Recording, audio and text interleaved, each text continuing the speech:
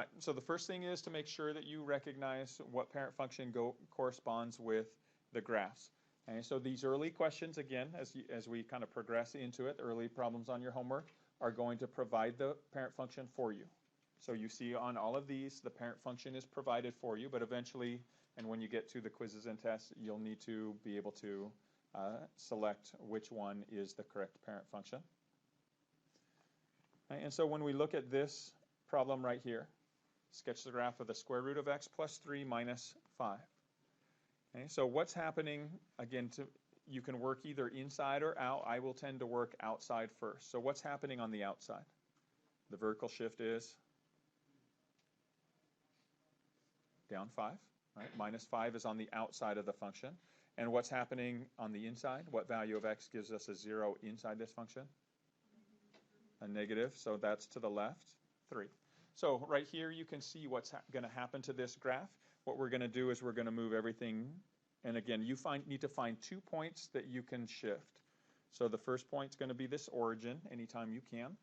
And then find another point, again, where you find it can either be 1, 1 or 4, 2. Either of those would be the easiest ones to find. But you can choose either one of those. And you're going to shift those down 5. So we go 1, 2, 3, 4, 5, and over 3, 1, 2, 3. So here's where I'd plot my first point. And then what I would do is I'd just go up 1 and over 1, up 1 over 1, find my other point, and that's going to be your graph.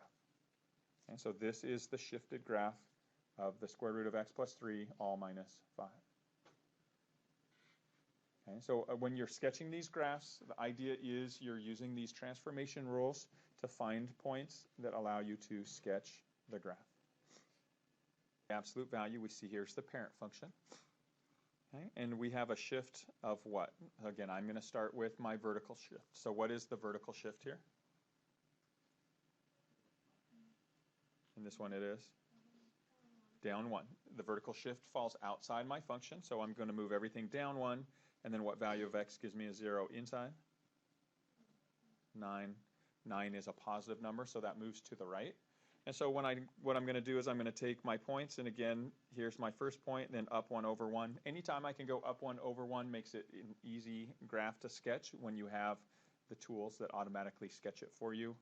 Okay, so I'm going to move everything down 1 and over 9. So here's my vertex, and then up 1 over 1.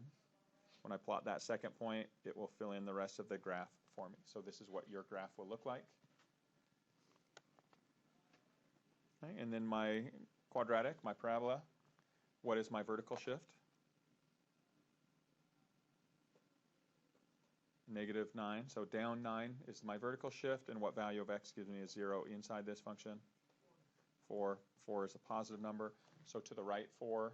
So what I'm going to do is I'm going to take my points here and here. Again, anytime I can find my 2 points to designate this line, I'm going to go down 9 and over 4. So here's my parabola, 1 up from each. It'll fill out the rest of that for you. So this would be the sketch of your new graph.